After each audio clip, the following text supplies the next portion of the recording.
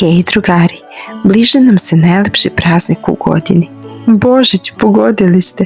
Stiže vreme darivanja najlepših poklona. U to ime, vaša bambina vam daruje jednu predbožićnu priču.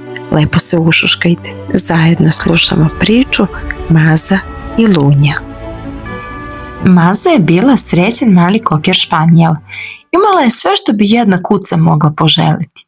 Njeni divni vlasnici Jim Deer i Darling ugađali su je još od kad je bila štene. Davali su je najslađe poslastice, imala je najmekši krevetac i obasipali su je ljubavlju. Maza je na ovu ljubaznost uzvraćala tako što je svakog gospodara svako jutro budila nežno ližući mu obraz. A dok je on bio na poslu, Maza se tesno držala svoje gospodarice, pazeći da joj se ne dogodi nešto loše. Ali jednog dana sve se promenilo. Kao što je Maza ispričala svojim prijateljima Trastiju i Džoku, Darling je izgleda bila više zainteresovana za mali džemper koji je štrikala nego za svog vernog prijatelja. Mazini prijatelji su brzo sabrali 2 i 2 i zaključili da Darling čeka bebu. Bebe su veoma slatke, rekao je Trasti, lovački pas tragač. I vrlo meke, dodao je Džok, škotski terijer. Pa, jedna bebica nije ništa drugo nego mekano klupko. Mekano klupko problema, začuo se nepoznati glas. Glas je pripadao ofucanoj lutalici po imenu Lunja.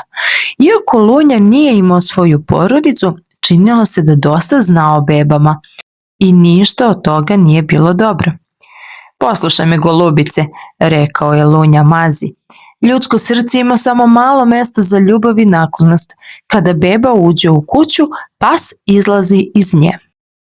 Iako se Maza zabrinula kada je čula šta je rekao Lunja, ipak nije mogla da veruje da bi njena porodica ikada mogla biti neljubazna. A kada je beba napokon došla na svet, Maza je uvidela koliko Lunja nije bio u pravu. Njena porodica ne samo da joj je i dalje volela, nego je Maza sad imala još jednu osobu nad kojom će bdeti i koju će čuvati.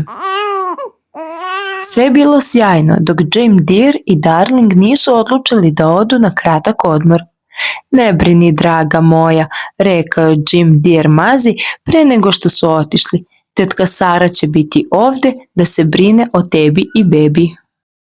Međutim, tetka Sara je brzo dala do znanja da ona ni najmanje ne voli pse. Da stvari budu još gore, sa sobom je dovela i svoje 2 opake mačke. Maza je bespomoćno gledala kako uništavaju dnevni boravak i maltretiraju zlatnu ribicu i ptičicu. Kada su mačke krenule na gornji sprat, Maza više nije mogla sedeti skrštenih šapa. Pojurela je da ih preduhitri i zaustavi u nameri da uđu u dečiju sobu. Pakosna stvorenja su pokušala da potrče pored nje, ali ih je Maza zaustavila pretećim režanjem. Jedan pogled na Mazu koja je režala i na 2 ucviljene mačke bio je dovoljan da pohita da zaštiti svoje mezimice. Oh, moje zlatne mace, tešila ih je. Tetka Sara je čula buku i glavom provjerila iz dečije sobe. Nakon što ih je uzela u naruče, nežno ih je odnela dole. Zatim je tetka Sara odvukla Mazu do prodavnice kućnih ljubimaca. Želim korpu za ovu opaku zver, rekla je prodavcu. Imam pravu stvar za vas, odgovorio je prodavac i stavio je jednu od onih odvratnih naprava na njušku psa koji se otimao. Sva očajna Maza je istrčala iz prodavnice. Napolju je počeo da je juri čopor pasa lutalica. Automobili su trubili, gume su škripale dok je Maza bezglavo jurila ulicama preko železničkih pruga i na kraju se našla u čudnom zastrašujućem delu grada. Dok joj je srce u grudima mahnito lupalo, Maza je i dalje trčala, a psi lutalice su joj bili za petama. U trenutku kada je pomislila da više ne može ni korak dalje, smeđe krzneno klupko joj je priskočilo u pomoć. Uz lavež i ugrize Lunja je odbranio Mazu od napadača, dok i posljednji nije podvio rep i pokunjeno se povukao. Lunja je pomogao Mazi da skine tu gadnu korpu, a ona mu je zatim ispričala sve o nevolji koja ju je zadesila. Jadna golubice, rekao je on kada je Maza završila svoju priču, zaista si imala grozan dan. Ono što ti treba jeste provod u gradu da te razveseli. Lunja je odveo Mazu do jednog malog prijatnog italijanskog restorana. Tamo su pojeli ukusnu porciju špageta sa ćuftama dok su im muzičari svirali romantičnu serenadu. Nakon večere Maza i Lunja su otišli u šetnju po mesečini. Kada su na putu naišli na vlažan beton, Lunja je nacrtao veliko srce i u njega je utisnuo šapu. Maza je učinila isto. Srebrni mesec se uzdigao visoko na nebu kada su se dva umorna psa napokon sklupčala pod stablo i utonuli u dubok san. Sljedećeg jutra kada su se probudili, Maza je bila prestravljena shvativši da je celu noć provela daleko od kuće. Golubice, rekao je Lunja, tamo negde jedan veliki svet čeka samo nas. Zašto se uopšte vraćati? Jer sam potrebna svojoj porodici, odgovorila je Maza, a i oni su meni potrebni. Osim toga, ko će paziti na bebu ako mene nema tamo? Lunja nije znao šta da odgovori na to. Jednostavno je poraženo pognuo glavu. Iako je Maza bila tužna jer napušta Lunju, jedva je čekala da se vrati svojoj porodici. Ali kada se Maza vratila kući, dočekala ju je ljuta tetka Sara. Za tebe imam samo jedno posebno mesto, oštro je rekla tetka Sara dok je odvodila Mazu u dvorište u kućicu za pse.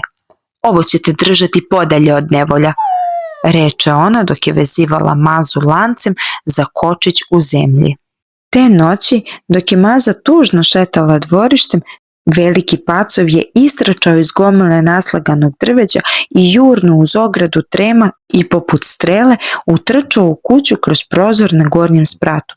To je bebina soba, zavapila je Maza, jurnula je za njim, ali ju je lanac uz bolan trzaj zaustavio u pokušaju. Maza je mahnito lajala ne bi li privukla pažnju tetka Sare. Tetka Sara se napokon pojavila na vratima, ali samo da bi vikala na Mazu. Prestani sa tom bukom, rekla je pre nego što je opet zalupila vratima. Upravo u tom trenutku Lunja je utrčao u dvorište. Čuo je kako Maza laje i još jednom joj je priskočio u pomoć. Pacov je u bebinoj sobi, rekla mu je Maza. Ne razmišljajući o tome koliko je to opasno po njega, Lunja je uleteo unutra da uhvati pacova. Lunja je stigao do bebine sobe u pravi čas. Beba je spavala u kolevci, a pacov se spremio da skoči na nju. Lunja je skočio prvi. Krzno je letelo kroz vazduh i nameštaj je padao dok su se pas i pacov borili u sobi. Pacov je bio brz i razjaren, ali Lunji nije bio ni do kolena. Kada je u sobu banula tetka Sara, pacovu nije bilo ni traga, a u ispreturanoj sobi bio je samo Lunja. Tetka Sara je mislila da je Lunja hteo da napadne bebu i odmah je pozvala šintere. Ne vraćaj se više, grubijanu jedan, pretila je tetka Sara dok su Lunju odvodili u prihvatilište. Čim je Maza objasnila šta se dogodilo, Trasti i Džok su pojurili da spasu Lunju. U mračnoj olujnoj noći jurili su za kolima šintara. Kada se iz magle pojavio taksi, upregnuti konji iznenada su se propeli i kola su se prevrnula. U tom taksiju su bili Jim Dear i Darling. Vratili su se kući i našli pacova. Tada je bilo jasno da je Lunja hteo da zaštiti bebu i zato su krenuli po njega. On je bio pravi junak. Jim Dear i Darling su odlučili da prime Lunju u svoj dom. Ti ovdje pripadaš, Jim Dear je rekao Lunji. Sada si deo naše porodice. Ubrzo su Maza i Lunja i sami postali roditelji. 3 slatka šteneta koje su ličalo na svoju majku i jednog vragolastog skampa koji je bio pljunuti otac. Ukoliko vam se svidela ova priča, lajkujte je, a za još ovakvih, supscribeujte se na naš kanal. grli vas vaša bambina.